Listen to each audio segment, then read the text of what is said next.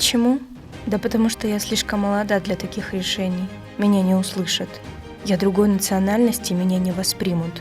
Да и вообще, один в поле не воин.